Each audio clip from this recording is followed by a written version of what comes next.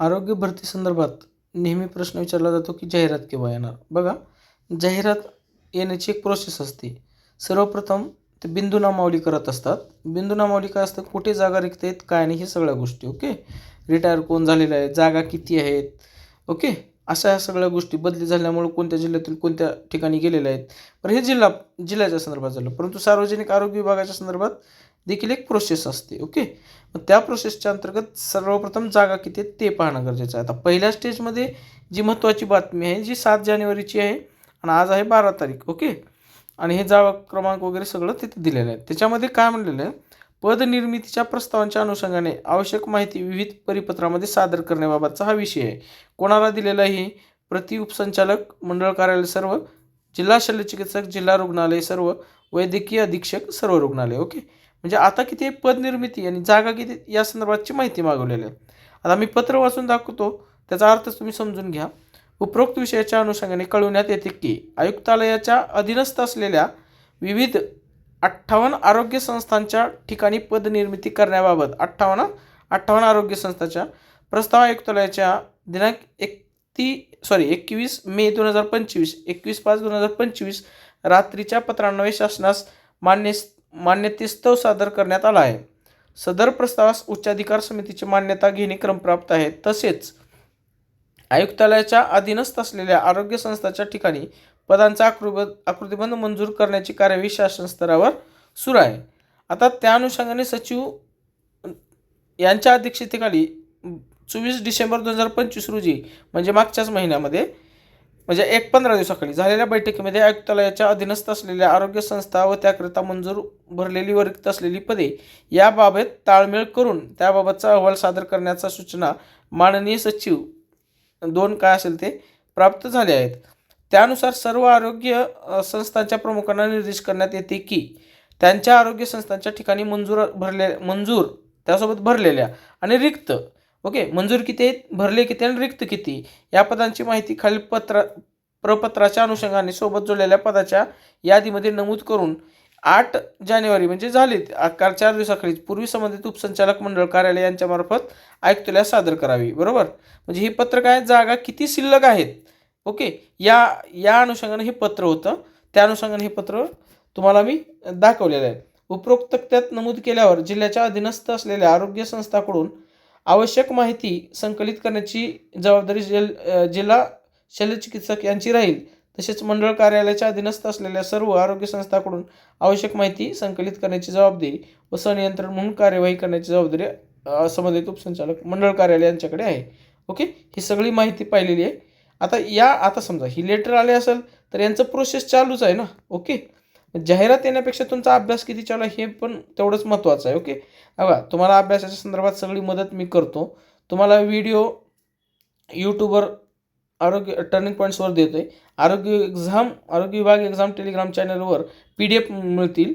तुम्ही फक्त अभ्यास करा. मी तुम्हाला एक लक्षात ठेवा, सातत्यानं अभ्यास करा. तुम्हाला आरोग्य विभाग तांत्रिक डायरी वाचता यात काही डाऊट नाही. नवीन आवृत्ती आल्यानंतरही तुम्हाला अपडेट देऊ आम्ही. पुस्तकासह टेस्ट सोडवत राहा. पुस्तकाचं म्हणजे अभ्यास करून टेस्ट सोडवा.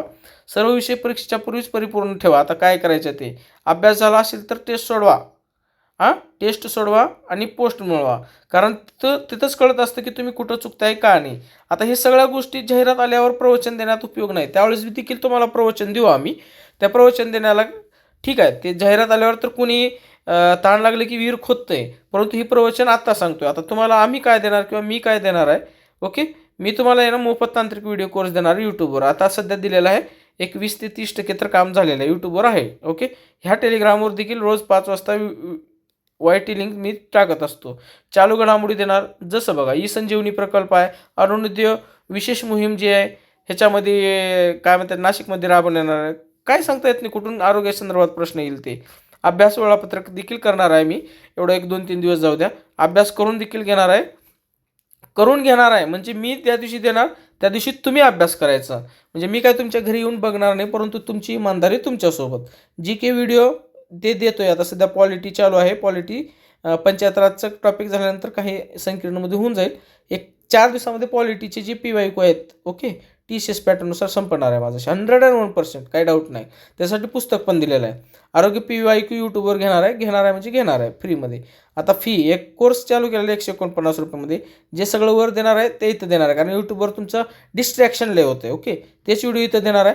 तुम्हाला फी नको असेल तर कृपया करून तुम्ही ते यूट्यूबवरचे पाहू शकता, पण पहा. ओके, त्याच्यासाठी दुसरीकडे तुम्हाला 999 रुपये 499 रुपये ते द्यावं लागेल. ठीक आहे, कुठेही जॉईन व्हा. शिकवण्याची व शिकण्याची पद्धत वेगवेगळी असते, पण तिथं जॉईन करण्यापूर्वी टेस्ट सिरीजसाठी मात्र ही 149 रुपये राखीव ठेवा. जर तुम्हाला काही वाटत असेल तर तुम्ही दुसरीकडे जॉईन करा, जर तुम्हाला गुणवत्तापूर्ण मिळत असेल तर. ओके, जे मोफत आहे तेही ॲड करणार त्या कोर्समध्ये.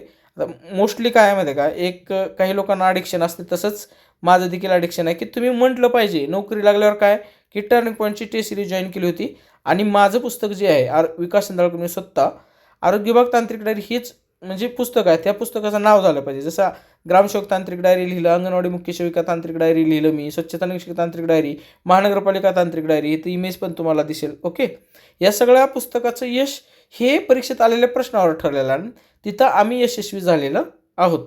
ओके, आता संगणकाचं देखील पुस्तक लिपिकचं बनवलेलं आहे. सगळं काही गोष्टी तुम्हाला अवेलेबल करून देतो. इतर सगळं मेंटरशिप प्रोग्राम आहेत, सांगत बसणार नाही. फी 149 ते 21 रुपयेपासून आहे. ॲप तुम्ही जॉईन करू शकता. आणि कुठल्याही टेलिग्रामवर एक काळजी घ्यायची आहे, कुठल्याही मेसेजच्या खाली गरिबाला पैसे मिळतील, हे मिळतील, अशा गोष्टीकडे क्लिक करू नये, काही करू नये. ही गोष्ट तुम्ही ध्यानात ठेवावी. तर बस, मला आता खरं तर ॲक्च्युली हे मी मोबाईलवरच बनवत आहे, कारण सध्या मोबाईलवर सगळं तुम्हाला मी अवेलेबल करून देतो आहे रेकॉर्डिंग करून. ठीक आहे, बाकी सगळं असेल हे 9:15 वाजता तुम्हाला व्हिडिओ बनवून रात्रीच्या सांगतो आहे. एवढंच प्रेमानं सांगतो आहे. नोकरी ही पुन्हा वारंवार म्हणजे गेलेली वेळ एकदा जर चान्स गेला तर 3.5-4 वर्ष तुम्हाला ना परत बसावं लागतं. एक मॅसेज होता, आता त्या मॅसेजबद्दल परत एक व्हिडिओ बनवू. ठीक आहे, जे असेल ते अपडेट मी तुम्हाला दिलेले. फक्त अभ्यास करा, अभ्यास करा, अभ्यास करा, अभ्यास करा. टेस्ट सोडवा, पोस्ट मिळवा, टेस्ट सोडवा, टेस्ट सोडवा. चुका कुठं चुकले ते बघा आणि अभ्यास करत राहा. बाकी काही नाही, तुमच्या हातात तेवढंच आहे. बस, व्हिडिओला तर नक्की शेअर करा, सबस्क्राईब करायला विसरू नका. सबस्क्राईब केलं तर बरं होईल. ठीक आहे, ओके, बाय.